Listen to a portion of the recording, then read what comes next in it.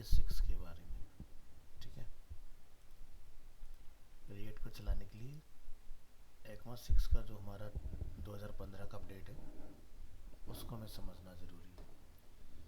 तो ES6 stand for ECMAScript 6 and ECMAScript was created to standardize JavaScript, and ES6 is the sixth version of ECMAScript and it was published in 2015 and is also known as ECMAScript 2015। तो 2015 एक ऐसा time था कि जब JavaScript को उस level पर standardise किया गया कि वो सभी ब्राउज़र में बढ़िया से काम करे। उससे पहले तक क्या होता था, jQuery ज़्यादा यूज़ होती थी और 2015 के बाद में जावास्क्रिप्ट जो है वो सभी ब्राउज़र्स पर बढ़िया से काम करने लगी। बट 15 में इंट्रोड्यूस ज़रूर हुआ था, लेकिन इसका प्रॉपर जो सपोर्ट सभी के साथ आया वो 2018 तक जाके आया। क्योंकि जैसे होता है ना कुछ ब्राउज़र्स में कि भाई चलो अभी इस पर नहीं चल रहा है, इस पर चल रहा है, तो इंटरनेट एक्सप्लोरर पे तो पूरा फुल सपोर्ट आ चुका था। जहाँ नहीं था वो था जैसे कि सफारी, उस पर थोड़ा लेट आया। तो एक एक साल के गैप में सभी में हो गया। 18 के बाद से तो कोई प्रॉब्लम नहीं है। बात करते हैं क्यों हमें सीखना चाहिए ES6 को। तो React use ES6 and you should be familiar with some of new features like class क्या होती हैं, एरो क्या होते हैं, वेरिएबल्स क्या होते हैं। वेरिएबल हमें पता ही है, लेट, कांस्टेंट, वेर, ये 3 वेरिएबल हैं। एरो फंक्शन ये आपने नहीं पढ़ा हुआ है, ये आप यहाँ पढ़ेंगे। मैप मेथड जो हम लोग फॉर लूप वगैरह करते हैं, वाइल लूप वगैरह करते हैं, तो यहाँ पर उसका ना यूज़ करके हम लोग मैप का यूज़ करते हैं। इसमें कोड छोटा लिखा जाता है और काम जल्दी हो जाता है। डी स्ट्रक्चरिंग का हम लोग यूज़ करते हैं, मॉड्यूल्स का यूज़ करते हैं, ternary operators and spread operator. तो देखो टर्नरी ऑपरेटर्स तुम जानते हो क्या होते हैं, जो इफ एल्स का सब्सटीट्यूट है ना। आप सीधे अपने कंडीशन को क्वेश्चन मार्क में इफ और कॉलन में एल्स पास कर देते हो। ये हमने लास्ट क्लास में शायद देखा भी है, या नहीं देखा तो आप देख लोगे।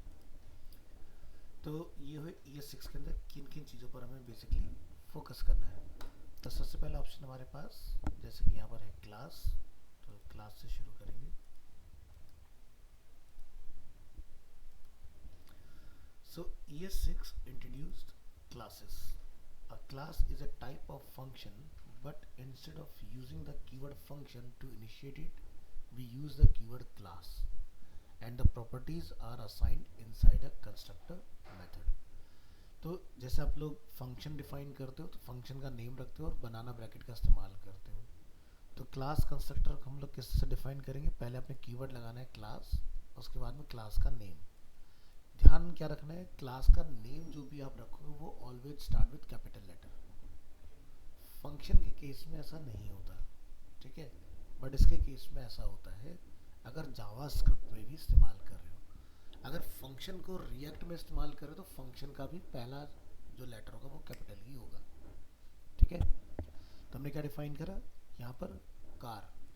कंस्ट्रक्टर हमने यहाँ पर डिफाइन किया, उसमें हमने नेम लिख दिया और हमने यहाँ पर बोला दिस डॉट नेम में नेम असाइन कर दो। ये एक सिंपल सा स्ट्रक्चर है। So notice the case of the class name, we have begin the class name car with an upper case character. This is a standard naming convention for class. ठीक है, तो जैसे इसको ऐसा समझो कि आप जब कोई क्लास बनाते हो और जब उसको हम लोग कुछ असाइन करते हैं तो बन जाता है ऑब्जेक्ट।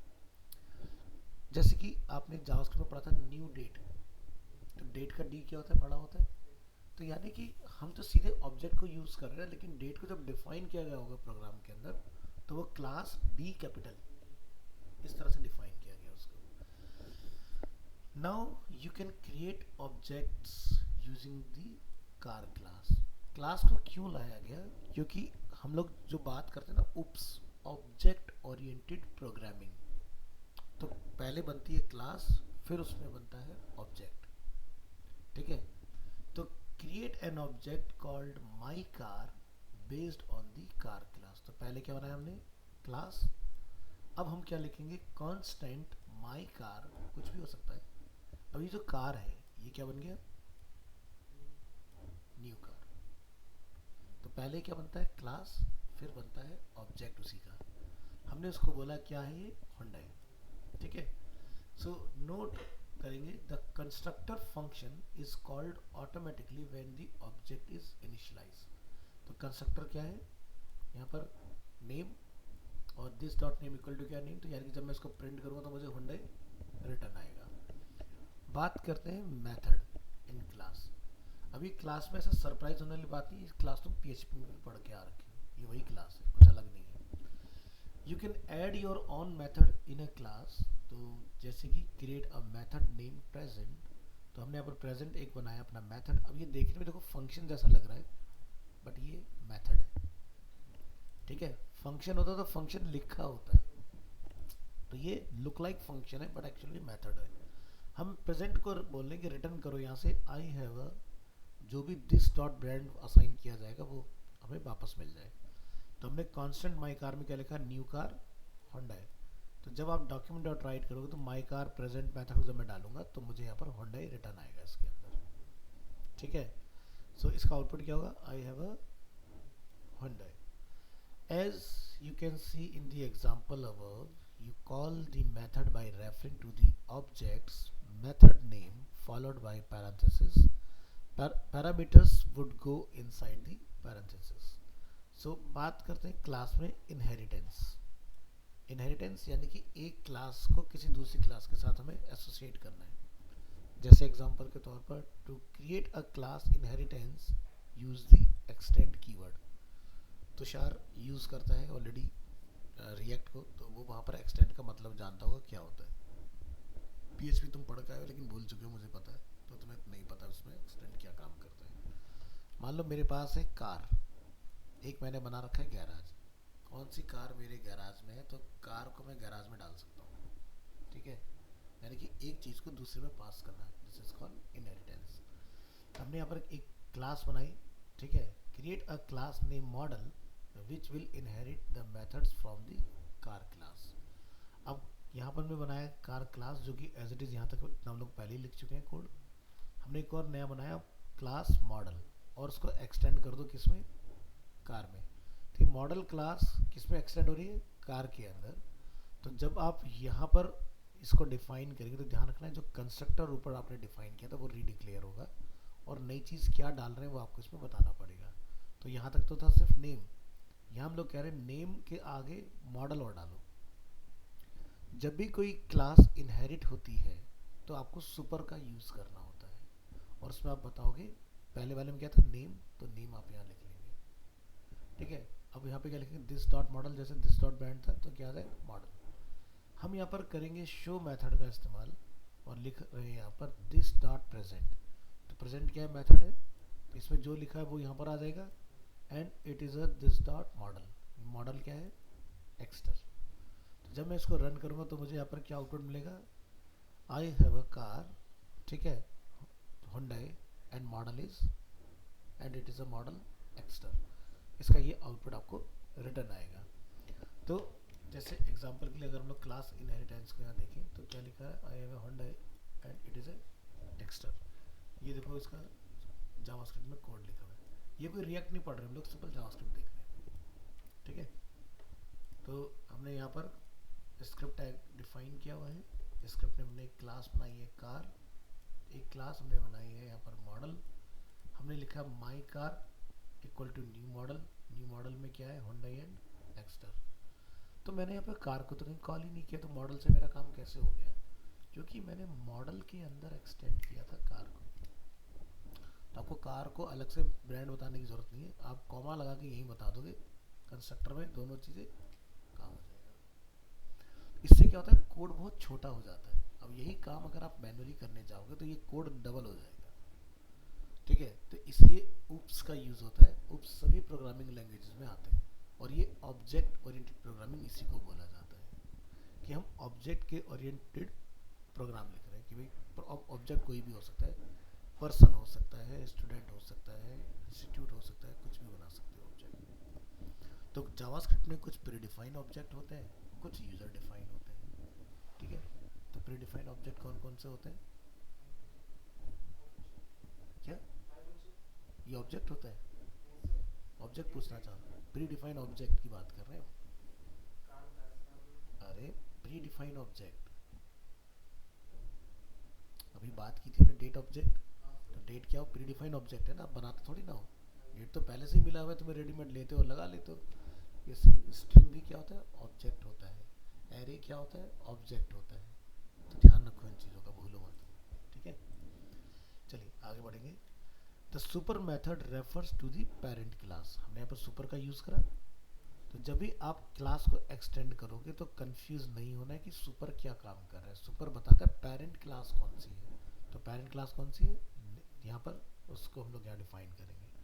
इसके बाद by calling the super method in the constructor method we call the parent constructor method and get access to the parent properties and method. तो अगर आप यहाँ पर एक क्लास को दूसरी क्लास में एक्सटेंड करते हो तो आपने ये ध्यान रखना है कि पहले वाले कंस्ट्रक्टर में जो भी आपने पैरामीटर डाला हुआ है वो आपको नए वाली क्लास के कंस्ट्रक्टर में भी पास करना है, और उसके बाद आपको सुपर का यूज़ करना है। इससे क्या होगा, इसके अंदर जो भी मेथड वगैरह है वो सब इसके अंदर आ गया। ठीक है, इससे बेनिफिट क्या हुआ कि आप जो यहाँ प्रेजेंट वगैरह देख रहे हो उस प्रेजेंट को मैं यहाँ पर डायरेक्टली एक्सेस कर पा रहा हूँ। बनाया था अलग क्लास में, यूज़ कर रहे हैं इस क्लास में। तो ऐसे ही मान लो कल को मुझे कार को यूज़ करना है, एक मेरे पास और क्लास है फॉर एग्जांपल गैराज, तो मैं उसमें भी सेम क्लास को पास कर सकता हूँ। तो बेनिफिट क्या हो, रीयूजेबिलिटी, नया कोड लिखने की ज़रूरत नहीं है, उसी को कहीं पर भी इंपोर्ट करा लो। आगे बढ़ेंगे, बात करते हैं इनहेरिटेंस के ऊपर थोड़ा सा डिटेल में। ठीक है, अच्छा ये हमने कर ही लिया है। एरो फंक्शन पर आइए। देखिए ट्रेडिशनल जो हम लोग फंक्शन बनाते हैं जावास्क्रिप्ट के अंदर, arrow functions allows us to write shorter function syntax. तो ट्रेडिशनल क्या तरीका होता है, हम लिखते हैं फंक्शन, फंक्शन का नेम और रिटर्न करते हैं जो भी हमारा मैसेज होता है। लेकिन एरो फंक्शन में आप जो है कोड को काफ़ी छोटा कर सकते हो, या फिर दूसरा तरीका होता है कि my function equal to function object और आप यहाँ जाके इसको डिफाइन करते हो। ये भी तरीका वैलिड होता है जावास्क्रिप्ट में। ठीक है, तो लेकिन इस तरीके से जब लिखा जाता है तो न्यू फंक्शन वगैरह भी हमें करना पड़ता है इसको। तो जावास्क्रिप्ट ये कहती है कि न्यू वाली सारी चीज़ें बंद करो, न्यू से कोई काम नहीं चलेगा। चलिए, तो ये होता है नॉर्मल फंक्शन लिखने का तरीका। ये होता है हमारा नॉर्मल फंक्शन लिखने का तरीका। ठीक है, तो जैसे कि आप यहाँ देख सकते हो हमारा हेलो वर्ल्ड लिखा आ रहा है, और कंट्रोल यू अगर हम लोग यहाँ प्रेस करते हैं तो ये हमने इस तरह से कुछ लिख रखा है। बट जो नया तरीका है एरो के साथ में, उसमें कहता है माई फंक्शन। आपको कोई फंक्शन कीवर्ड नहीं लिखना, पहली चीज़ माई फंक्शन इक्वल टू, आप यहाँ पर पैरेंथेसिस, सिर्फ इस सिंबल की वजह से इसका नाम पड़ा एरो फंक्शन। हम यहाँ पर बताएंगे, रिटर्न करेंगे यहाँ से हेलो वर्ल्ड, और ये देखिए एरो फंक्शन से भी सेम ही आउटपुट हमें मिल जाता है। अब आप यहाँ पर कोड को अगर और छोटा करना चाहें तो और छोटा भी कर सकते हैं, वो भी आपको बताते हैं। तो it get shorter if the function has only one statement. अगर आपको मल्टी लाइन कोड लिखना है तो आप इस स्ट्रक्चर का यूज़ करेंगे। अगर आपको सिर्फ हेलो वर्ल्ड ही लिखना है तो आप इसको और छोटा कर सकते हैं। तो if the function has only one statement and the statement returns a value you can remove the brackets and the return keyword. ना तो मुझे इसकी ज़रूरत है ना ही मुझे इसकी ज़रूरत है, यानी कि ये देखेंगे वन वैल्यू के लिए। तो आपको सिर्फ इतना लिखना है, और ये देखिए हेलो वर्ल्ड हमें इसका आउटपुट मिल रहा है। ठीक है, without the return keyword. So this works only if the function has only one statement. ठीक है, यानी कि अगर सिर्फ एक ही मैसेज लिखना है उस केस में। अगर आपको मल्टी लाइन कोड लिखना है तो ये तरीका चलेगा। अब हम बात करते हैं कि अगर हमें कोई पैरामीटर पास करना हो, so if you have parameters you pass them inside the parenthesis. तो हमने यहाँ पर पैरामीटर का लिखा वैल, मतलब वैल्यू। हमने लिखा हेलो वर्ल्ड प्लस वैल्यू, और जहाँ भी आप उसको प्रिंट करोगे वैल्यू को वहाँ पर आप लिख दोगे। हमने क्या लिखा, अरीना एनिमेशन। कैसे लिखा, हमने प्रेस किया कंट्रोल यू, हमने अपना ये फंक्शन बनाया अरीना एनिमेशन लिख के। हमने क्या बोला हेलो, तो हेलो में क्या आ गया, अरीना एनिमेशन। वैल्यू को साउथ एक्सटेंशन हमने यहाँ से दे दिया। तो देखो इस तरह से बन गया। Next, in fact if you only one parameter you can skip the parenthesis as well। मतलब कि अगर एक पैरामीटर है तो इस ब्रैकेट की भी जरूरत नहीं है, सीधे लिखो माई फंक्शन पैरामीटर और काम हो गया। ये देखो हमने इस बार यहाँ पे क्या लिखा, welcome to Arena Animation. Value को हमने बताया साउथ एक्सटेंशन। ठीक है, रिएक्ट में यही चलता है। सबसे सबसे ज़्यादा एरो फंक्शन। ठीक है, तो तुम्हें तरीका समझ में आ गया इसका कैसे काम करता है। तो जब अगर आप इसको देखोगे तो टेंशन लेने की जरूरत नहीं, करता क्या है। बात करेंगे व्हाट अबाउट दिस। जावास्क्रिप्ट में एक दिस कीवर्ड होता है, ठीक है, जो कि सेल्फ एंटिटी को बिलोंग करता है। The handling of this is also different in arrow function compared to regular function. In short, with arrow function there is no binding of this. Normal function में आप बाइंडिंग कर सकते हो, arrow में binding आप नहीं कर सकते हैं दिस के साथ। बाइंडिंग मतलब किसी के साथ एसोसिएट करना, जोड़ना उसको।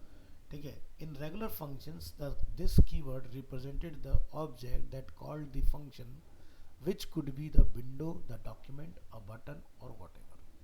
So with arrow functions, this keyword always represents the object that define the arrow function. Let us take a look at two examples to understand the difference. Both examples call a method twice, first when the page load and once again when the user clicks a button. The first example use a regular function and second example uses a arrow function. The result shows that the first example to different objects, window and button, and the second example return the header object twice. तो पहला हम लोग traditional तरीका देखेंगे क्या होता है। हमने लिखा with a regular function this represents the object that called the function. तो हमने क्लास बनाई हेडर, एक कंस्ट्रक्टर बनाया, हमने लिखा दिस डॉट कलर क्या है, रेड। हमने बोला एक फंक्शन कि भी जो कलर है उसको अपडेट करो। हमने बोला चेंज कलर फंक्शन, और यहाँ पर हमने बनाया जाके document dot get element by ID demo, और उसके अंदर किसको कॉल कर दो, दिस को कॉल कर दो। ठीक है, तो हम लोग यहाँ पर क्या करेंगे, header equal to new header, हमने लिखा window dot add event listener load my header dot change colour को कॉल कर दिया हमने। इसी तरह से हम यहाँ पर लिख रहे हैं बटन के ऊपर भी document dot get element by ID button add event listener click my header dot change colour को कॉल करिए। तो ये देखिए क्या लिखा रहा है, ऑब्जेक्ट विंडो, अगर मैं अब यहाँ क्लिक करूँगा तो ऑब्जेक्ट बटन आएगा, तो काम कर गया। लेकिन एरो फंक्शन की जब बात आएगी, with an arrow function this represents the header object no matter who called the function. हमने यहाँ पर इस मेथड की जगह पर एरो का यूज किया है। अब हम यहाँ पर लिख रहे हैं window dot add event listener load my header dot change colour, और यहाँ लिख रहे हैं हम लोग add event listener click my header dot change colour. तो क्या लिखा रहा है, ऑब्जेक्ट ऑब्जेक्ट, ये तो लिखा रहा है विंडो, और फिर से हमने क्लिक किया तो भी क्या लिखा रहा है, ऑब्जेक्ट। तो ध्यान रखना एरो फंक्शन में दिस की बाइंडिंग अलग अलग नहीं होती है, वो ऑब्जेक्ट को ही बिलोंग करता है। लेकिन ट्रेडिशनल वाले मेथड में आपका वो अलग अलग को बिलोंग करेगा। देखो ऑब्जेक्ट यहाँ विंडो है, यहाँ पर ऑब्जेक्ट बटन एलिमेंट है। ठीक है, so remember these differences when you are working with functions. Sometimes the behavior of regular function is what you want, if not use arrow function. ठीक है, अगर आपको लग रहा है कि नॉर्मल फंक्शन आपका सही आउटपुट नहीं दे रहा है तो एरो के साथ जाइए। ठीक है, तो एरो सेल्फ पर काम करेगा। नेक्स्ट, एरो के बाद हम लोग आते हैं वेरिएबल्स के ऊपर। तो वेरिएबल्स हम जावास्क्रिप्ट में पढ़ चुके हैं। Before ES6 there was only one way of defining your variables with the var keyword. If you did not define them, they would be assigned to global object unless you were in strict mode. Then you would get an error if your variable were undefined. So now with ES6 there are three ways of defining your variables: var, let and constant. So for example हम यहाँ लिख रहे हैं variable x equal to 5.6।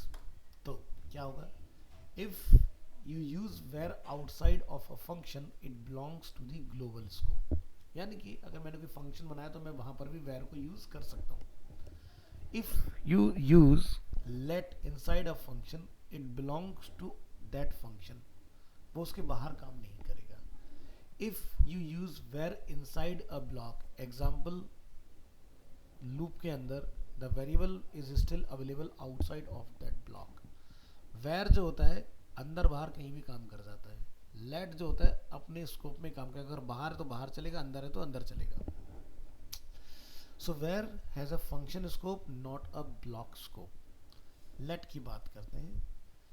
Let is a block scope version of where and is limited to the block or expression where it is defined. If you use let inside of a block, example a for loop, the variable is only available inside of that loop. ठीक है, तो ये चीज़ constant की बात करते हैं। Constant x equal to हमने जैसे लिखा है यहाँ पर 5.6। तो हमें ये ध्यान रखना है कि कांस्टेंट तब बनाते हैं जब हमें वैल्यू को चेंज नहीं करना होता। So constant is a variable that once it has been created its value can never change. मतलब आप यहाँ आके खुद तो बदल सकते हो लेकिन किसी से बदलवा नहीं सकते। प्रोग्राम के अंदर कोई लॉजिक लिखोगे भी x को अपडेट कर दो, नहीं होगा। So constant has a block scope. The keyword constant is bit misleading. It does not define a constant value. It defines a constant reference to a value. Constant value से हमारा मतलब क्या है? जैसे पाई की वैल्यू थी 3.14। अभी एक मैथ में प्री डिफाइन है तो एक कांस्टेंट वैल्यू होगी ना। लेकिन यहाँ जावास्क्रिप्ट में हम कांस्टेंट का मतलब ये नहीं कह रहे, हम ये कहते हैं भाई मैंने यहाँ पर 3.15 लिख दिया तो 3.15 ही रहेगा, वो चेंज नहीं कर सकते आप प्रोग्राम के अंदर कोई लॉजिक लगा के कि वो वेरिएबल अपडेट हो जाए। सो इस चीज़ का मैं ध्यान रखना है। तो because of this you can not reassign a constant value, reassign a constant array, reassign a constant object. But क्या कर सकते हैं हम एरे या ऑब्जेक्ट के अंदर एलिमेंट्स और उसकी प्रॉपर्टी को चेंज जरूर कर सकते हैं। अब ये क्या बात हुई, ये नहीं समझ में आई भाई। जैसे मान लो मेरे पास एक एरे है, एरे के अंदर मेरे पास एरे का नाम है कार। कार इक्वल टू मैंने मेन ब्रैकेट के अंदर डिफाइन करा 2-3 कार का नेम। मुझे पहली कार का नेम अगर बदलना है तो मैं car array position equal to जो मैं नया लिख दूंगा वो अपडेट हो जाएगा। या अगर मैंने बात किया पर ऑब्जेक्ट की, तो मेरे पास एक पर्सन ऑब्जेक्ट है जिसका first name middle name last name इस तरह से है। मुझे फर्स्ट नेम को चेंज करना तो मैं कर सकता हूँ। तो इसका मतलब ये हुआ change the element of constant array and change the properties of constant object. चलिए आगे बढ़िए। Array method, there are many different array method. One of the most useful in React is the dot map array method. ठीक है, जब भी data के repetition की बात आती है तो एरे और ऑब्जेक्ट सबसे ज़्यादा काम में आते हैं। The map method allows you to run a function on each time in the array, returning a new array as the result. So in React, map can be used to generate list. For example, मेरे पास एक array constant माई array apple banana orange mango. मुझे इसको loop करना है। हम क्या लिखेंगे constant my list. हमने लिखा माई array dot map method value document dot right. P के अंदर मैंने वैल्यू को पास किया, तो जो भी यहाँ पर वैल्यू है वो तब तक रिपीट होंगी जब तक ये लेंथ पूरी नहीं हो जाएगी। तो value is a user defined name. Santa वंता रोहन मोहन सोहन जो लिखना चाहते हो आप लिख सकते हो। काम कर रहे हैं तो बीच में गैप क्यों आ रहा है, क्योंकि पैराग्राफ का नेचर है ऊपर नीचे गैप को मेंटेन करता है। अब रिएक्ट में एरे कैसे काम करता है, ये तो हो गया जावास्क्रिप्ट के केस में। रिएक्ट में हम यहाँ पर देखो सेम एरे डिफाइन कर रहे हैं। हम यहाँ पर देखो सेम डिफाइन कर रहे हैं। हमने लिखा माई एरे डॉट मैप आइटम, और जो आप यहाँ कर रहे हैं सेम वही चीज़ हमने यहाँ पर की है। ठीक है, बस उसके बाद में आपको 3 लाइनें और चाहिए होती हैं कहाँ पर डेटा को डालना है। तो हमें माई लिस्ट को बेसिकली रेंडर करना है, तो ये हमने माई लिस्ट का लिख दिया। इसका आउटपुट आपको मिल जाएगा। चलो ट्राई करके देख लेते हैं क्या ये सही बात है कि नहीं। तो यहाँ जाएंगे और इसको कर लीजिएगा क्लोज, और हमें जाना है cd fab 25 cd myapp and npm start. Enter नहीं करेंगे। इसके बाद माई ऐप के अंदर आके हम लोग सोर्स में आएंगे। सोर्स में आने के बाद हम लोग अपना पब्लिक के अंदर पहले तो इंडेक्स डॉट जो HTML उसको क्या कर देंगे रूट, इसको बंद कर दीजिए, और पब्लिक को कलेप्स करके सोर्स में आएंगे। सोर्स के अंदर इंडेक्स डॉट जेएस में आएंगे, और यहाँ पर मैं ये लिख देता हूँ। अब मैं अगर यहाँ पर जाकर लिखता हूँ npm स्टार्ट,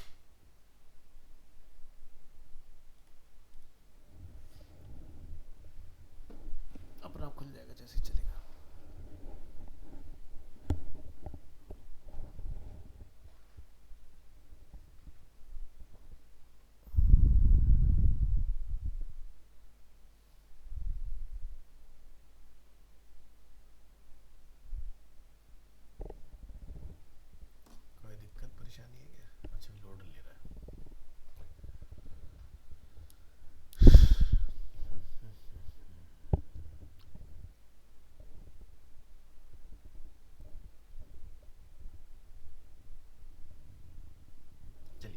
हो चुका है, यहाँ आएंगे,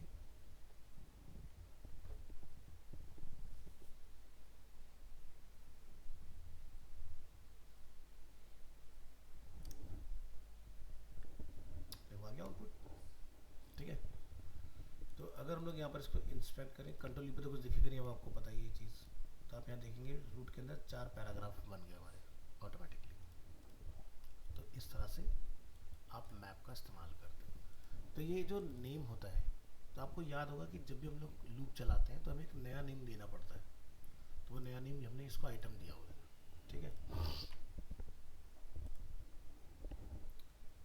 तो कहाँ थे हम लोग, यहाँ पर, ठीक है। तो इस तरह से रिएक्ट में चीज़ें काम करेंगे आपके। आगे बढ़ेंगे, बात करेंगे डी स्ट्रक्चरिंग, बड़े काम की चीज़ है। To illustrate destructuring, we will make a sandwich. For example, destructuring होता क्या है? Suppose example समझो, to illustrate destructuring, we will make a sandwich. Do you take everything out of refrigerator to make your sandwich? No. You only take out the item you would like to use on your sandwich. मतलब मैं आपको एक sandwich बनाना है, fridge के अंदर दुनिया दान का सामान है, अब सैंडविच बनाने सारा सामान थोड़ी निकालोगे भाई, आपको मेयोनीज चाहिए होगी, आपको उसमें लेटस चाहिए होगा, आपको उसके अंदर सॉसेस चाहिए होंगी डिफरेंट डिफरेंट, तो आपने सेलेक्टेड आइटम्स निकाला। यही होता है डी स्ट्रक्चरिंग, यानी कि destructuring is exactly the same. We may have an array or object that we are working with, but we only need some of the items contained in this. भाई मेरे पास एक array है जिसमें बहुत सारा data है, लेकिन मुझे उसको पिक करना है, तो डीस्ट्रक्चरिंग बोलते हैं उसको। So destructuring makes it easy to extract only what is needed, क्या चाहिए उससे वो निकाल लो।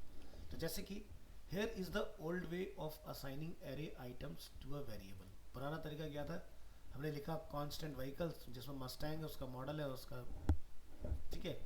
तो यहाँ पर हमने डिफाइन किया भाई कांस्टेंट कार व्हीकल्स 0, दूसरा क्या है ट्रक, तीसरा क्या है एसयूवी। तो ये अलग अलग 3 चीज़ें हैं, एक कार है, एक ट्रक है, एक एसयूवी है। तो ये था पुराना तरीका बताने का। अब नया तरीका क्या है वो देखेंगे। Here is a new way of assigning array items to a variable with destructuring. हम क्या लिखेंगे, सेम चीज़, बस हमने एक और नया वेरिएबल अपना डिफाइन कर लेना है, व्हीकल्स। भाई तीनों तो व्हीकल की कैटेगरी में आते हैं ना, जैसे हमने यहाँ पर व्हीकल लिखा हुआ है, तो बार बार 3 लाइनें क्यों बड़ी करनी, सीधे लिखो एक एरे के अंदर car truck SUV equal to क्या है सारे व्हीकल है। अब destructuring comes in handy when a function returns an array. जैसे एग्जांपल के तौर पर मुझे एक कैलकुलेट वाले फंक्शन से सारे काम लेने हैं, वो ऐड भी करे, सब्ट्रैक्ट भी करे, मल्टीप्लिकेशन भी करे, डिवीजन भी करे। हमने क्या लिखा, फंक्शन कैलकुलेट, ए और बी क्या हो गए पैरामीटर। हमने बोला अगर ऐड हो रहा है तो क्या हो जाएगा a प्लस बी, सब्ट्रैक्ट हो रहा है तो a माइनस, मल्टीप्लाई होता है a मल्टीप्लाई, डिवाइड होता है a डिवाइडेड बाई b। फिर मैंने इसको क्या बोला, इसी डिस्ट्रक्चरिंग की तरह से मैंने बोला रिटर्न ऐड सब्ट्रैक्ट मल्टीप्लाई और डिवाइड। हमने लिखा constant add subtract multiply divide equal to calculate के अंदर मैंने एक वैल्यू पास कर दी a और b को, कि भी 4 और 7 है फॉर एग्जाम्पल। तो अगर मैं डॉक्यूमेंट राइट करूँगा सम डिफरेंस प्रोडक्ट क्वोशिएंट यहाँ पर, तो इन चारों के मैंने नेम को यहाँ डिफाइन किया हुआ है, तो मुझे इन चारों का रिजल्ट अलग अलग मिल जाएगा। सम कितना आया, डिफरेंस कितना है, प्रोडक्ट कितना है, क्वोशिएंट कितना आया। तो एक ही लॉजिक ने सारे काम कर दिए। अगर आपको डीस्ट्रक्चरिंग क्लियर नहीं होगा तो आप 4 फंक्शन बनाते हैं अलग अलग, भाई कैलकुलेशन कराने के 4 अलग अलग चीज़ें करोगे, लेकिन यहाँ क्या हुआ फ़ायदा, एक में ही सम निपट गए। यह है डीस्ट्रक्चरिंग। तो मान लो कि भाई आपको बाकी 3 नहीं दिखाने, तो खाली सम निकाल लो उसमें से, यानी कि ऐड है ना। आपको सिर्फ घटाना है तो सब्ट्रैक्ट निकाल लो खाली। समझ आया कि मेरे पास 4 आइटम है, कि 4 में से हो सकता, ये थोड़ी चारों एक साथ चाहिए होंगे आपको, एक बार टोटल करना हो टोटल निकाल लिया, ऐड करना है सब्ट्रैक्ट करना सब्ट्रैक्ट निकाल लिया। चलो ऑब्जेक्ट के साथ इसको समझते हैं कैसे काम करता है। डीस्ट्रक्चरिंग ऑब्जेक्ट, ये हो गया हमारा simple example. Here is the old way of using an object inside a function. So हमने लिखा कांस्टेंट व्हीकल 1, मेक है फोर्ड, मॉडल है मस्टैंग, टाइप है कार, ईयर है 2021 एंड कलर क्या है रेड। हमने यहाँ पर लिखा माई व्हीकल में व्हीकल 1 को हमने कॉल किया। अब ये माई व्हीकल क्या हमारा नीचे फंक्शन बना हुआ है, और इसमें व्हीकल क्या है पैरामीटर है। तो आप क्या करोगे, constant message equal to my vehicle dot type, ठीक है, टाइप क्या है car, is a vehicle dot colour, colour क्या है red, vehicle dot make, make क्या है Ford, vehicle dot model, model क्या है मस्टैंग, ठीक है। जब आप डॉक्यूमेंट डॉट राइट करोगे तो आपका रिटर्न आएगा my car is a red Ford Mustang, ठीक है। So here is a new way of using an object inside a function. भाई क्यों लिखना vehicle dot colour vehicle dot make, ये बड़ा पुराना थकेला तरीका है, नए तरीके पे बात करेंगे विद डिस्ट्रक्चरिंग। देखो ये पार्ट बिल्कुल सेम रहेगा, देयर इज नो चेंज। अब मैंने यहाँ पर सेम फाइल में कर रहा हूँ, इसलिए एक फाइल में आप सेम नाम से दो ऑब्जेक्ट नहीं बना सकते, इसलिए मैंने क्या करा, टू कर दिया उसको, ठीक है, व्हीकल टू। हमने नया तरीका लगाया, हमने क्या लिखा, फंक्शन माई व्हीकल, हमने इस सबको यहाँ कॉल कर दिया, type model year colour make, बस सीधे लिखो constant message my type is a colour make model, और आपने डॉक्यूमेंट डॉट राइट में मैसेज को प्रिंट करा दिया, माई व्हीकल में व्हीकल टू को आपने कॉल कर दिया, और सीधे सीधे आपका काम हो गया, वो आप लिखने से बच गए इस तरह से। अब हो सकता है सिनेरियो कि भाई जैसे notice that the object properties do not have to be declared in a specific order, आगे पीछे कैसे भी लिख सकते हो। So we can even destructure deeply nested objects by referring the nested object, then using a colon and curly braces to again destructure the item needed from the nested object। अब जैसे मान लो कि भाई ये जो मेरा ऑब्जेक्ट है vehicle, ये कोई कपड़ा है, ठीक है, एग्जाम्पल के तौर पर समझो, तो उसमें क्या होगा, एक साइज हो सकता है, साइज के अंदर small medium large extra large हो सकता है। इसी तरह से हमने व्हीकल के एग्जांपल में रजिस्ट्रेशन की डिटेल बनाई, जिसमें क्या है, सिटी क्या है गाजियाबाद, स्टेट क्या है यूपी, कंट्री क्या है, तो ये क्या होगा, डीपली नेस्टेड हो गया हमारा एग्जांपल। तो यानी कि जब मैं रजिस्ट्रेशन को यहाँ पर कॉल करूँगा तो मैं लिखूंगा रजिस्ट्रेशन कॉलन अगेन करली ब्रेसेस, और उसमें लिख दूंगा सिटी स्टेट कंट्री, बस। आगे देखो आपका काम फिर से भी हो जाएगा, माई type is a colour make model is registered in state, मुझे आगे कुछ नहीं बताना पड़ रहा। और यहाँ पर क्या लिखा रहा है, my card is a red Ford Mustang in registered in UP. तो ये सिंपल सा तरीका है काम करने का डिस्ट्रक्चर के अंदर। बात करेंगे अब स्प्रेड ऑपरेटर, ये भी अगेन बड़े काम की चीज है। कैसे काम करता है जरा समझिए। हमारे पास द जावास्क्रिप्ट स्प्रेड ऑपरेटर, इसको हम लोग ट्रिपल डॉट से लिखते हैं, ठीक है, triple dot means spread, allows us to quickly copy all or part of an existing array or object into another array or object। Example मेरे पास यहाँ पर तीन एरे हैं 1 2 3, जिसमें 1 2 3 4 5 6 7 8 9 लिखा हुआ है। इन तीनों को जोड़ने का पुराना तरीका क्या है, document dot right with array concat method, आप यहाँ पे लिखेंगे number 1 dot concat number 2 and number 3, ये था पुराना तरीका। अब बात करें अगर स्प्रेड ऑपरेटर की, तो हम लोग क्या लिखेंगे, एक वेरिएबल बनाएंगे number combined, triple dot number 1 triple dot number 2 triple dot number 3, ठीक है। तो एरे विद कॉन्केनेटेड मेथड आप देख सकते हैं 1 3, तो आउटपुट में क्या दिख रहा है, ये पूरा एक एरे दिखाई दे रहा है, क्या इसमें कुछ अलग दिख रहा है, ये भी तो सेम ही आ रहा है ना। तो आप इस प्रैक्टिस को छोड़ के कॉन्केटिनेशन को इस पर स्विच करेंगे, ठीक है, ये प्रैक्टिस लेटेस्ट प्रैक्टिस है। अब यहाँ पर दोबारा से समझते हैं हम लोग एक नया एग्जांपल, ये तो जोड़ने वाला एग्जांपल आपने समझा। Assign the first and second items from numbers two variable and put the rest in an array. हमने लिखा एक वेरिएबल बनाया नंबर, जिसमें 6 नंबर है, हमने बोला 1 और 2 को प्रिंट करो, बाकी जितने बचे सबको एक साथ छाप दो, 1 और 2 को मुझे अलग अलग लाइन में लेके आना है। तो हमने लिखा यहाँ पर नाम खुद से यूजर डिफाइन 1 2 और ट्रिपल डॉट मार के रेस्ट लिख दिया हमने, ठीक है। अब क्या होगा, 1 2 पैराग्राफ में अलग अलग आएंगे, रेस्ट जो बचे वो सब एक ही पैराग्राफ में एक साथ आ जाएंगे। स्प्रेड ऑपरेटर का कमाल है, ठीक है। So we can use the spread operator with objects too. तो जैसे मेरे पास ऑब्जेक्ट क्या है, my vehicle make model colour Ford Mustang red. दूसरा क्या है, हम बोलते हैं अपडेट कर दो, जैसे कि टाइप क्या है, कार है, ईयर क्या है 2021 है, लेकिन कलर को मैंने यहाँ पर क्या बोला, बदलो, चेंज कर दो कलर। कलर ऊपर क्या था रेड, यहाँ क्या कर दिया हमने, येलो। तो हमने लिखा my vehicle triple dot update my vehicle.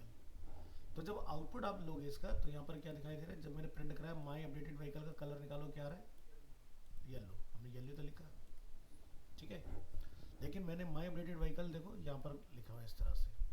तो आप अपडेट भी करा सकते हो और नई वैल्यू ऐड भी करा सकते हो. So notice that the properties that did not match were combined, but the property that did match colour was overwritten by the last object that was passed. Update my vehicle. So the resulting color is now yellow. तो ये आप spread operator से कर पाओगे चीज़ों को. और आगे बढ़ते हैं. मॉड्यूल्स बड़े काम की चीज़ है. JavaScript modules allows you to break up your code into separate file. मतलब जैसे PHP पढ़ा था तो उसमें क्या था, हेडर अलग होता है, फुटर अलग होता है, सारी चीज़ें अलग अलग होती हैं. ऐसे हम लोग यहाँ पर मॉड्यूल में चीज़ों को तोड़ सकते हैं अलग अलग. This makes is easier to maintain the code base. ES modules rely on the import and export statement. और पूरा का पूरा जो रिएक्ट वो इंपोर्ट और एक्सपोर्ट पे ही चल रहा है. आपने देखोगा import React from React, export default this. तो ये मॉड्यूल ही होता है एक तरह से. सो एक्सपोर्ट की बात करेंगे. You can export a function or variable from any file. Let us create a file name person.js and fill it with the things we want to export. So there are two types of export. एक तो name के through, दूसरा क्या होता है default. React में हम लोग नेम का भी इस्तेमाल करते हैं, डिफॉल्ट का भी इस्तेमाल करते हैं. So named export. You can create name export two ways, in line individually or all at once at the bottom. तो जैसे कि हम यहाँ पर लिख रहे हैं export constant name Abhishek Tyagi, export constant zip code 110049. ठीक है. या फिर आप यहाँ पर लिखेंगे इस तरह से कि भाई constant full name, constant email, constant contact और एक्सपोर्ट में एक साथ तीनों को बता दो. या तो तीनों का आगे एक्सपोर्ट एक्सपोर्ट लिखो, या फिर एक्सपोर्ट लिख के एक साथ तीनों को एक्सपोर्ट मार दो. तो एक होता है default export. Let us create another file named message.js. ठीक है. And use it for demonstrating export default. So you can only have one default export in a file. हमने यहाँ पर बनाया एक अपना arrow function. ये react का example अब हम लोग समझ रहे हैं. constant name, age, return करा हमने यहाँ से, export default message. Message export करेंगे, सारी चीज़ अपना आप एक्सपोर्ट हो जाएंगी. अब बात करेंगे जिस फाइल में लेना है हमें इंपोर्ट की. So you can import modules into a file in two ways based on of if they are named export or default export. तो default export ये हो गया, named export ये हो गया. चलिए. So named export must be destructured using curly braces. Default export को हमें जरूरत नहीं होती destructure करने की. तो हमने लिखा import करेंगे name और age from किस फाइल से. ठीक है. तो यहाँ पर आप देख सकते हो my name is Abhishek Tyagi and I am 40 year and my contact number this मेरे यहाँ पर लिखा आ रहा है. दूसरा मैंने यहाँ पर डिफाइन करा डिफॉल्ट एक्सपोर्ट को इस तरह से. तो आप यहाँ देखोगे मेरा ये वाला एग्जांपल निकल के आ गया. ठीक है. तो जरा एक कोड पे नज़र डाल लेते हैं. जब भी आप इस तरह की चीज़ें करेंगे आपको एक चीज़ का ध्यान रखना है. आपको स्क्रिप्ट में लिखना होगा टाइप क्या, मॉड्यूल. ठीक है. अगर आप ये नहीं लिखोगे तो ये काम नहीं करता है. तो टाइप मॉड्यूल इज मैंडेटरी. अब दोनों में फ़र्क देखते हैं. यहाँ वाले में हमने नेम एक्सपोर्ट किया था, तो नेम के केस में चलता है जो भी आपके वेरिएबल्स हैं. यहाँ वाले एग्जांपल हमने फाइल को एक्सपोर्ट किया था. ठीक है. सॉरी, फंक्शन को एक्सपोर्ट किया था. उसका नाम क्या था, मैसेज. तो मैसेज को इंपोर्ट करा फ्रॉम message.js फाइल से, और आपका मैसेज जो है वो यहाँ पर प्रिंट हो गया. ठीक है. तो ये देखो एक्सपोर्ट डिफॉल्ट मैसेज. ठीक है. तो रिएक्ट में सबसे ज़्यादा यूज़ होता है आपका मॉड्यूल इंपोर्ट एक्सपोर्ट. अब तुमने अगर ये इंपोर्ट एक्सपोर्ट यहाँ समझ लिया तो तुम्हें बिल्कुल भी कन्फ्यूज़न नहीं होगा कि ये चल क्या रहा है भाई. ठीक है. ये वाली जो चीज़ है. इसके बाद लास्ट हम लोग टर्नरी ऑपरेटर, जो आप हर जगह पढ़ के आए हो, उस पर नज़र डालेंगे. The ternary operator is a simplified conditional operator like if और एल्स. इसमें सिंटैक्स जो होता है, पहले आती है कंडीशन, अगर ट्रू है तो वो यहाँ जाएगा क्वेश्चन मार्क के बाद, फॉल्स है तो एल्स के बाद.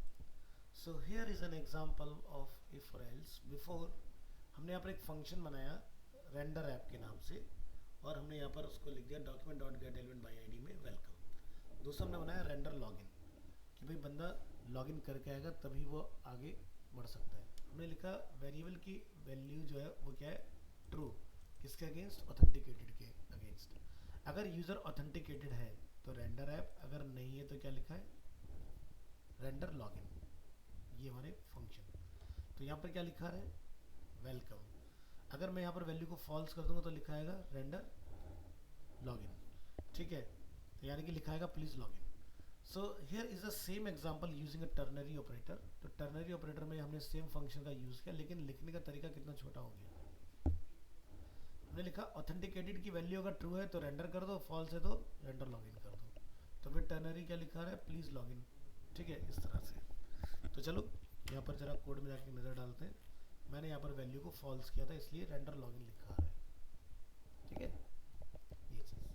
तो ये होता है आपका टर्नरी ऑपरेटर, सबसे ज़्यादा आज की डेट में इस्तेमाल हो रहा है शॉर्टर कोड लिखने के लिए। तो नॉर्मली तरीका ये था पुराना, जो हम लोग ट्रेडिशनली सीखते हैं जावास्क्रिप्ट में। रिएक्ट कहती है भाई सब छोटा करो, ये सब बड़ा बड़ा नहीं। ठीक है, तो अपनी रिएक्ट को चलाने के लिए इतनी जावास्क्रिप्ट आनी चाहिए आपको, क्योंकि रिएक्ट को लिखते टाइम पे यही सारे स्ट्रक्चर आपको देखने के लिए मिलने वाले हैं। यहाँ तक का पार्ट क्लियर? गुड।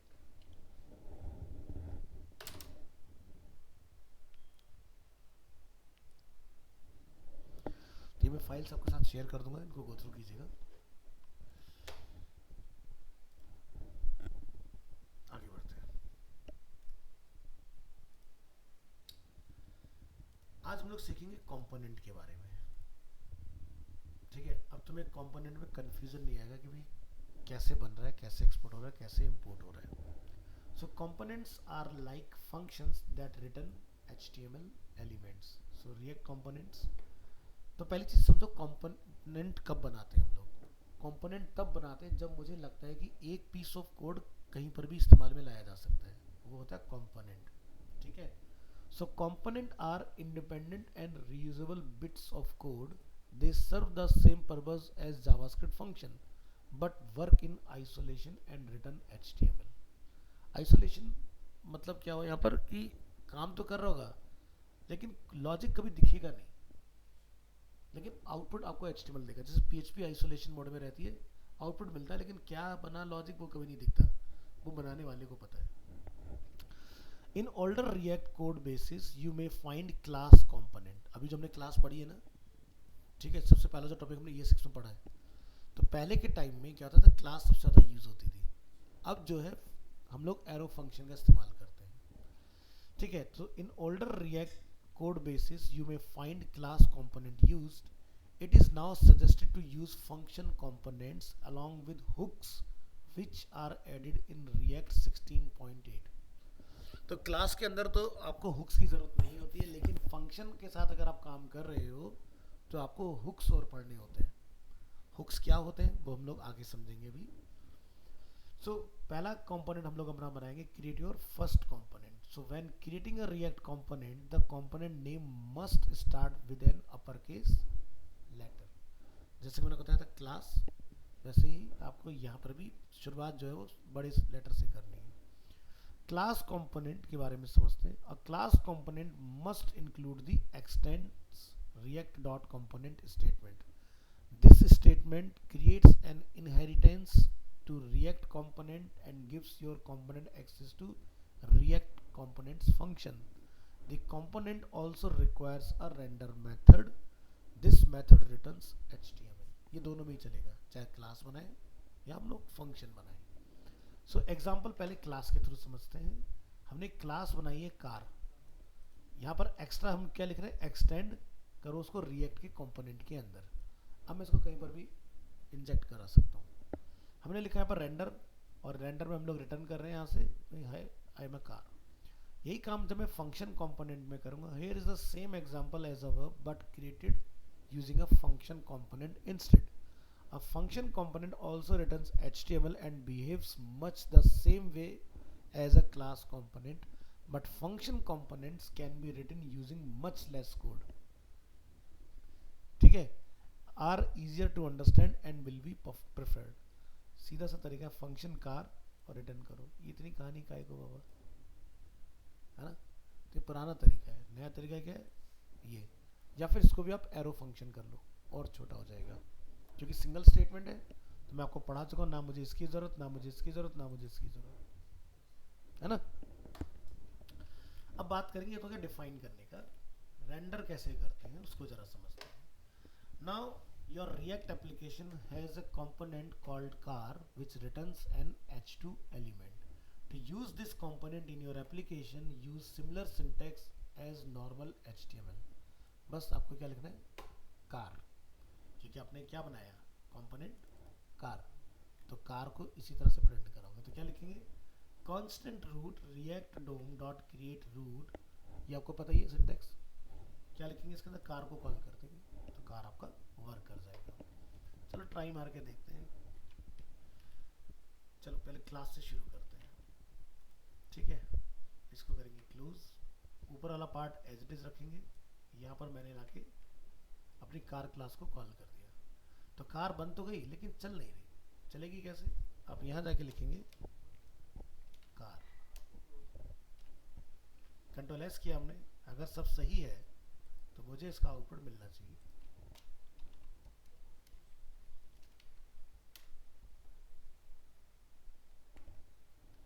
इंस्पेक्ट करेंगे सिर्फ पैराग्राफ आएगा, बाकी कुछ नहीं, या जिसमें हमने लिखा था हेडिंग, ठीक है। अब यही काम अगर मुझे फंक्शन में करना हो तो आप ये काम फंक्शन पे भी करा सकते हो। क्या करेंगे, कोड काफ़ी छोटा है, इसको मैं कर देता हूँ यहाँ से कमेंट, नाम दोनों का सेम है तो मुझे कुछ चेंज करने की ज़रूरत नहीं है, लीजिए सेम आउटपुट आपका फंक्शन में भी आ रहा है। तो हमारी प्रेफरेंस क्या बनी कि हम लोग फंक्शन को यूज़ करें, बट क्लास के अंदर जब हम लोग आएंगे पूरा टॉपिक पढ़ेंगे क्लास का भी, तो बहुत सारी चीज़ें होती हैं, वो जितनी भी टॉपिक्स हैं क्लास के अंदर वो सब आप हुक्स में पढ़ोगे कि फंक्शन में कैसे यूज़ करेंगे उसको, ठीक है। इसके बाद रेंडर करना सीख लिया हम लोगों ने, अब आते हैं props. Props stand for properties, components can be passed as props which stand for properties. So props are like function argument and you send them into the component as attributes, ठीक है। तो जैसे कि मेरे पास एक फंक्शन क्या है, props, sorry cars, car के अंदर हमने प्रॉपर्टी का डिफाइन की props, props is pre defined but stand for properties, short में लिखते हैं हम लोग इसको, बट ये प्री डिफाइंड है, ध्यान रखना। हमने क्या लिखा, hi I am a props dot colour, तो प्रॉप्स को वैल्यू में कहाँ से दे रहा हूँ, ठीक है। तो यानी कि अगर मैं यहाँ पर जाके लिख दूँ प्रॉप्स, ठीक है,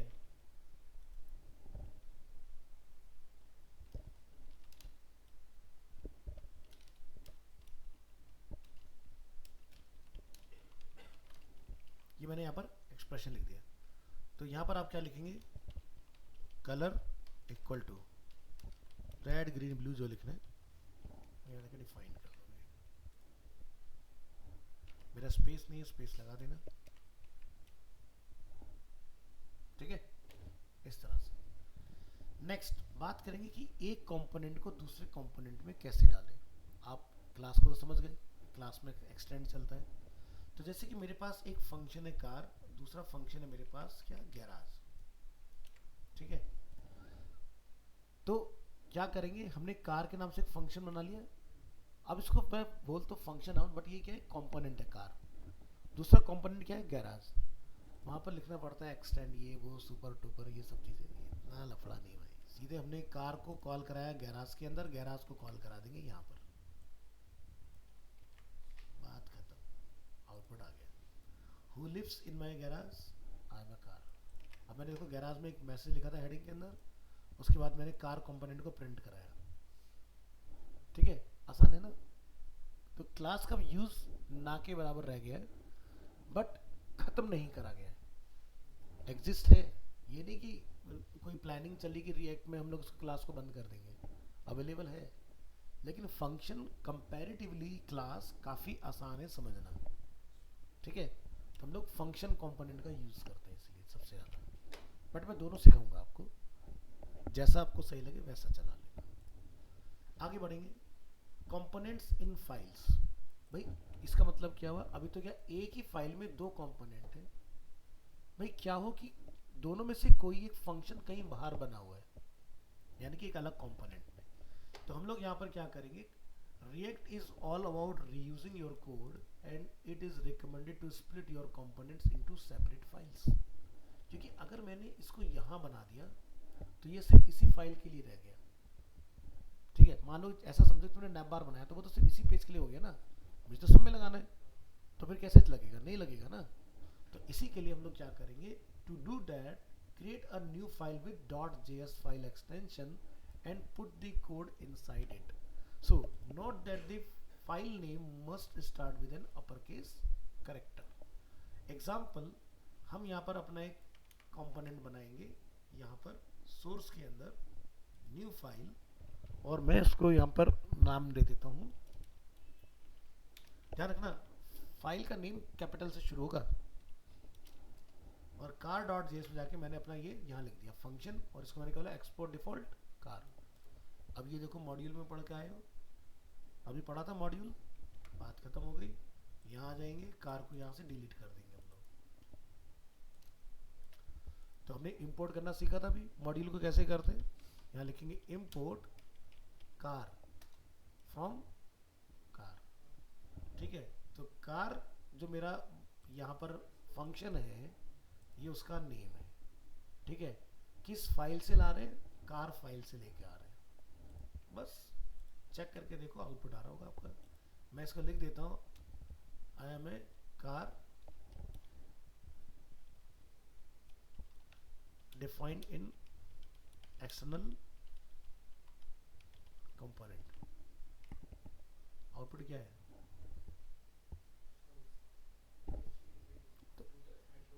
PHP की तरह नहीं, उससे बहुत आसान है ये, ठीक है। ऐसे थोड़ी ना तुषार तुमसे आगे चल रहा है, आसान है तभी तो चला रहा है। चल तो समझ में आ गया, हमने ऊपर कॉल करना है और यूज कर लेना है।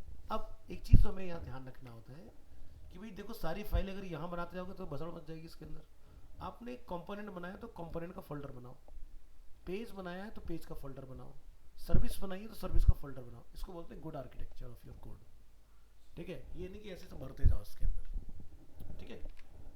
तो मैंने अपने एग्जांपल में देखो कंपोनेंट बना के लिखा हुआ है। तो कंपोनेंट क्या है, फोल्डर का नेम है। फोल्डर का नेम जब बनाएंगे तो अपर केस लोअर केस कोई टेंशन नहीं है, लेकिन जो कंपोनेंट बन रहा है वहाँ मैटर करता है। तो क्लियर हो गया कि कंपोनेंट कैसे चलते हैं रिएक्ट में। अब इसके बाद हम लोग बात करेंगे क्लास। क्लास बहुत बड़ा टॉपिक है, ठीक है, बहुत ही बड़ा टॉपिक है, पूरी क्लास लेता है। तो इसको हम आज बस इंट्रोडक्शन देख लेते हैं, छेड़ेंगे नेक्स्ट क्लास में। So before React 16.8, class component were the only way to track state and life cycle on a React component.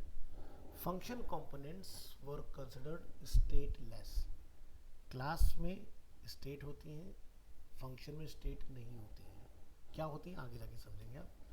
With the addition of hooks, functions components are now almost equivalent to class component. The difference are so minor that you will probably never need to use a class component in React. But even though function component are preferred, but there are no current plan on removing class component from React. Function पर लोग shift तो हो गए, लेकिन ऐसा कोई plan नहीं है रिएक्ट की तरफ से, कोई अनाउंसमेंट नहीं है कि क्लास का हम बंदी कर रहे हैं। दोनों ही अवेलेबल है, जिसको जो यूज करना है करो। React components are independent and reusable bits of code like a function component. They serve the same purpose as a JavaScript functions but work in isolation and return HTML via a render function. So components comes in two types. One is class component and other is function component. Function का हमने example अभी देख ही लिया है। बात करते हैं class component की। So when creating a React component, the component's name must start with an uppercase letter. The component has to include the extents react.component statement. This statement creates an inheritance to React component and gives your component access to React components function. The component also requires a render method. This method returns HTML. तो चलो हम car के नाम से एक अपना यहाँ पर क्लास डिफाइन कर लेते हैं, और ये हमने यहाँ पर क्लास को डिफाइन किया, इधर इसको बंद कर लेंगे।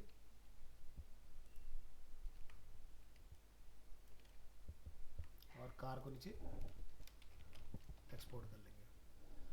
तो ये इसका कोई काम नहीं है, इसको हटा दीजिए, अब एरर नहीं आएगा। ठीक है, चल गया अपना।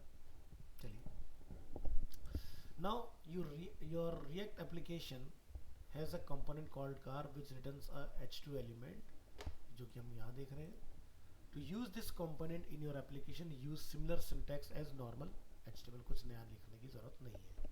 डिस्प्ले कराने के लिए अपने कार को रेंडर में कॉल करा देना, वर्क कर जाएगा।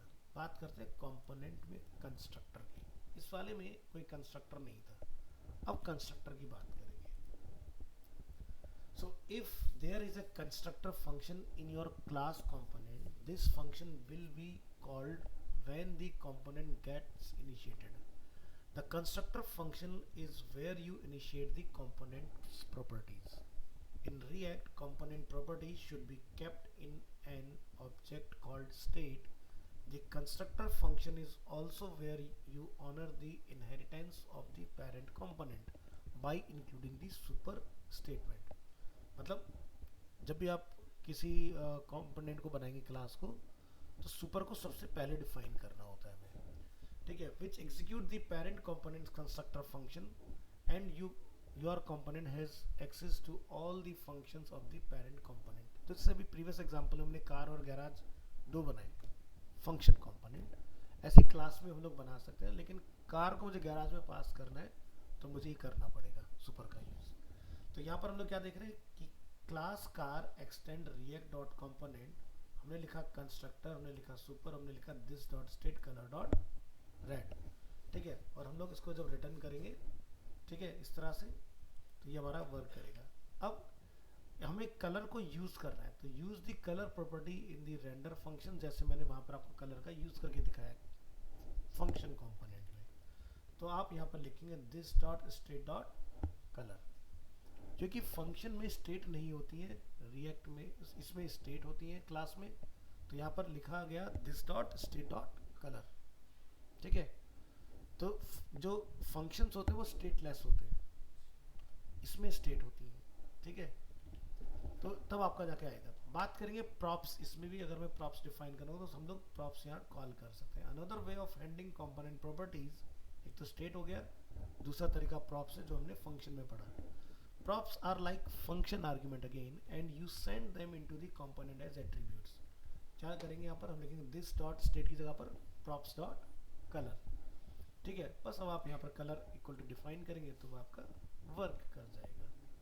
ठीक है, तो इसमें आपको बेनिफिट क्या हुआ, आपको ये सब बनाने की जरूरत नहीं है, सीधा सीधा काम करेगा। बात करेंगे प्रॉप्स को कंस्ट्रक्टर में अगर हम लोग कॉल करें तब कैसे काम होगा। If your component has a constructor function, the props should always be passed to the constructor and also the react.component via the super method. तो हम यहाँ पर लिख रहे हैं कंस्ट्रक्टर props, super में भी क्या लिखा हमने props, बाकी सब कुछ वैसे ही रहेगा। हमने क्या लिखा this dot props dot model, model equal to this। तो आउटपुट देखो सेम ही आ रहा है, यहाँ पर भी this dot prop dot color में और this dot props dot model में, लेकिन अगर कंस्ट्रक्टर है, अगर है तब आपको प्रॉप्स ऊपर भी पास करना पड़ेगा, otherwise it will not work. ठीक है, बात करेंगे कंपोनेंट को कंपोनेंट में डालने की क्लास में। ठीक है, जैसे मैं फंक्शन में देख रहा हूँ तो मेरे पास यहाँ कार है, यहाँ मेरे पास गैराज है। हमें कार को यहाँ पर गैराज में हमने करना है, तो हमने यहाँ पर डिफाइन करा garage extend react component, car extend react component, और यहाँ पर आप देखोगे कार को हमने कॉल किया हुआ है। अगर मैं इस लॉजिक को आपको चला के दिखा दूं तो आप देखेंगे ये वर्क कर रहा होगा सक्सेसफुली, है ना। ये पार्ट क्लियर। नेक्स्ट, कंपोनेंट्स अगर मेरा फाइल में है तो आप अपनी इस तरह से फाइल को एक्सपोर्ट कर लेंगे, यानी कि जो मेरी कार डॉट जेएस फाइल है, ध्यान रखना जब भी क्लास कंपोनेंट बनता है तो आपने ध्यान रखना है इंपोर्ट रिएक्ट फ्रॉम रिएक्ट आपको लिखना पड़ेगा। फंक्शन के केस में ये लाइन नहीं आती है। बहुत सारे स्टूडेंट की मैं गलतियां देखता हूँ, वो ना क्या करते हैं, कंफ्यूज रहते हैं इस चीज़ में, वो फंक्शन में भी इसको लगा देते हैं, नहीं है ज़रूरत। क्लास में लगाओ, फंक्शन में नहीं। ठीक है, इसके बाद यहाँ से आपने सब कुछ जो इधर बना रखा था ये वाला पार्ट वो बिल्कुल एज इट इज रहेगा, देयर इज नो चेंज, बस एक्सपोर्ट डिफॉल्ट कार लाइक अ फंक्शन कंपोनेंट, एक लाइन ये बदल गई। ठीक है, इसके बाद सेव करेंगे, क्लोज करेंगे, यहाँ से मैं इस फाइल को डिलीट कर दूंगा और मैं यहाँ पर कार को कॉल करा लूँगा। मैं लिखूँगा यहाँ पर import car from cars, control S, compiled successfully, आप यहाँ देख सकते हैं। ठीक है, मैंने यहाँ पर रेड कार ही लिखा हुआ है, काम कर रहा है। ठीक है, तो इस तरह से ये काम कर जाएगा आपका। Next, react class component state, ये यहाँ से शो करेंगे नेक्स्ट क्लास में। ठीक है, तो इसमें बहुत सारी चीज़ें हैं, component should mount, component should update, सब पढ़ेंगे। ठीक है, बट दोनों में जब कंपैरिजन करो तो कहोगे भाई फंक्शन ज़्यादा आसान है। ठीक है, लेकिन आप ये मान के चलिए बहुत लंबे टाइम तक लोगों ने क्लास पे ही काम किया, फंक्शन बाद में आया 2015, रिएक्ट इंट्रोड्यूस हुआ था 2011 में, पब्लिक को मिला 2013 में। ठीक है, तो उससे पहले जब एरो फंक्शन ही 2015 में आया तो लोग क्या चलाते होंगे, क्लास ही चलाते होंगे ना।